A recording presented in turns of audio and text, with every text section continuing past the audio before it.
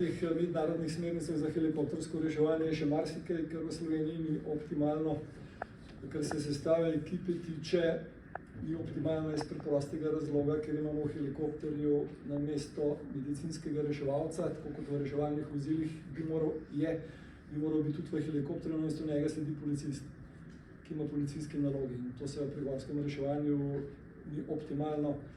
Medicinski reševalec, ki si ga želimo, za katerega si prizadevamo, da bi bil namesto policista, je desna roka zdravnika in samo ob njegovi asistenci lahko zdravnik izvaja najtežje posege, najtežje oskrbe.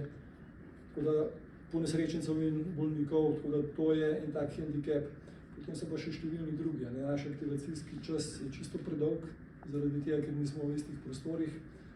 Lokacija letališča oziroma baze helikopterske je neoptimalna, skoraj nikjer na svetu, to ni na mednarodnem letališču z vsemi omejitvami. Tudi zato si prizadevamo, da bi se preselilo iz Brnika, pa še marsikaj bi lahko naštel. Ampak da ne boste zdaj mislili, da je vse za nič. Po tehnični plati sodelujemo zelo dobro z letalskimi ekipami policije in vojske.